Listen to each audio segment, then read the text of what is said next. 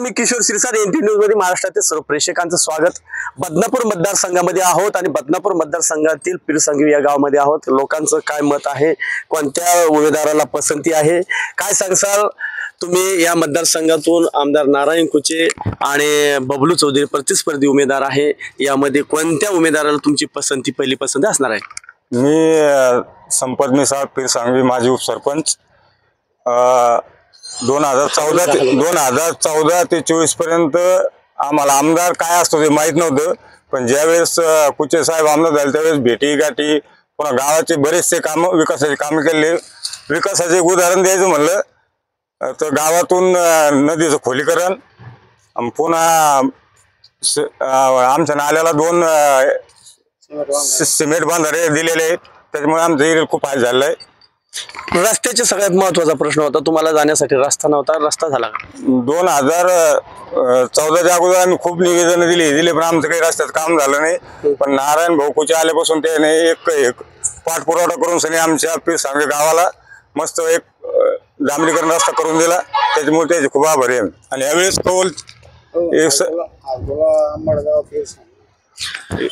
यावेळेस कौल कुचे साहेबांच्या बाजूलाच राहील। काय सांगसाल, काय परिस्थिती आहे एकंदरीत मतदारसंघामध्ये, तुमची काय भावना आहे? आमची नारायण भाऊ कुचे यांच्या सारखं वातावरण आमच्या गावामध्ये आता तरी आहे।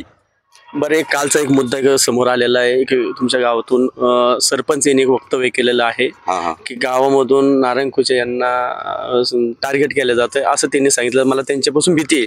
नाही, तसलं काही नाही, मी पण ग्रामपंचायत सदस्य आहे। असं काही ते बोललेलं जे काल मी बघितलं ते की त्याचे जे बोलण्याचं हे ना हेतू ते फक्त कुचे साहेबांना टार्गेट करण्यासाठी केलेलं आहे त्यानं।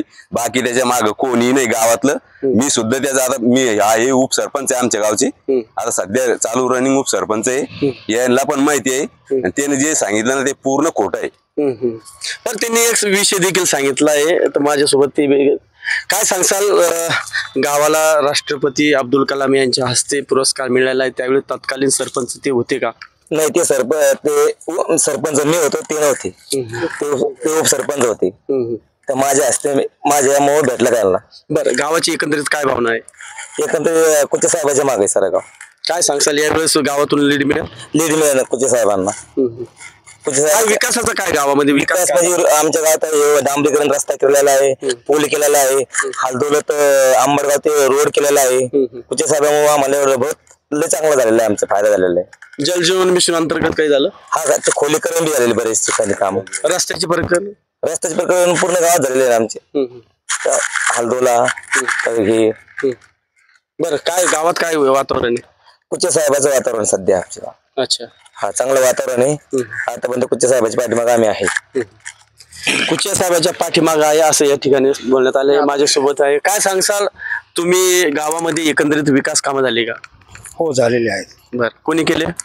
कुचे साहेबांनाच केले ना, आता सध्या तरी त्यांचंच नाव घ्यावं, त्यांनी कामं केले त्यांचंच नाव। आता तुमचं सिमेंट बांधारे, खोलीकरण, रोड, आता नवीन पुलाची कामं, हालदोला आंबडगाव रस्ता, धोपटेश्वर पाडळी रस्ता, रोडचे डांबरीकरण, तुमचं मुस्लिम कब्रस्तानचं कंपाऊंड वॉल, तुमचं असे भरपूर काम आहे की हिंदू मुस्लिम बौद्ध सगळ्याकरता केलेले, असं काही कोणाकरता नाही केलं, सगळ्याकरता केले। आता भिल्ल समाजाला त्यांनी 7 लाख रुपये दिले, विशेष करून काय समाज मंदिराला, तुमच्या बौद्ध बांधवांना दिले, मुस्लिम समाजाला दिलं। त्यांच्यावर आरोप होतो, चुकीचं आहे। मी राष्ट्रवादीचा माणूस आहे। मी शरद पवारची स्थापना झाली राष्ट्रवादी, पवार साहेबांची राष्ट्रवादी, त्यावेळीपासून मी NCPचा कार्यकर्ता आहे कट्टर। पण कामाचं जे आहे ते आहेच, मी आजही NCPचंच नाव घेईल, त्यात वाद नाही, पण काम हे कुचे साहेबाचं आहे, ते नाकारता येणार नाही। मग तुमचं मत कुठं राहील? माझं मत कुठं राहील? अहो, मी आता ते गाव लेवलवर कसं चालन त्या हिशोबाने राहीन, पण एकंदरीत बाब कामाची बघितलीत कुचे साहेबाची, आरोप हे बिनबुडाचे आरोप आहे, हे सगळं पैसे कमावण्याचा नाद आहे। अच्छा, फक्त पैसे। गावाचे सरपंचाने वक्तव्य केले, आमचं गाव जिल्ह्यातून बोगस कामात नंबर 1 येईल बरं का, बोगस कामात 35 तक्रारी। मी ग्रामपंचायत सदस्य आहे, काय आम्ही 5 लोक एका बाजून आहे, खूप बोगस काम। आता ते कसं आहे तर आम्ही ते 35 अर्ज देऊन आमचं काही होत नाही. म्हणजे खोटे नाटे इतके धंदे ते म्हणजे तुम्हाला सांगितले तर आज ती पायाखालची वाळू सरकन खरी खुरी जर तपासण्या केल्यात अच्छा काय बोगस कामाच्या अच्छा. आडाला 2,70,000 मंजुरीने 2.5 फूट बांधला जातो. 2.5 फूट बांधकाम फक्त.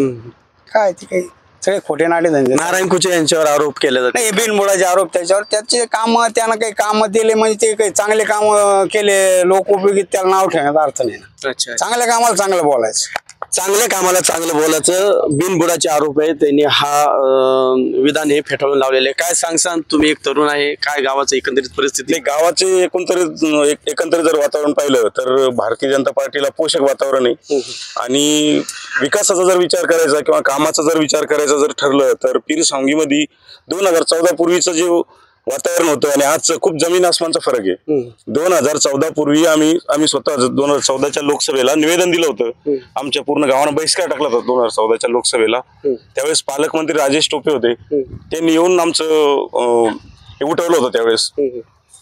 पण तेव्हाही त्यांनी शब्द देऊन गेले होते पण रोड काही झाला नाही. नंतर 2014ला नारायण कुचे आले आणि नारायण कुचे आल्यानंतर त्यांनी पहिल्या 1 वर्षातच आम्हाला आमचा रोडचा प्रॉब्लेम जो आहे तो सॉल्व्ह केला. कारण परिस्थिती अशी होती की जर डिलिव्हरीचं पेशंट बदनापूर पर्यंत आणायचं आम्हाला तर सोय नव्हती.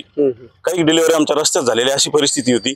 आणि मग आता जर पाहिलं तर आमच्या गावाला चारही बाजूनी डांबरीकरणाचे रस्ते झालेले आहेत.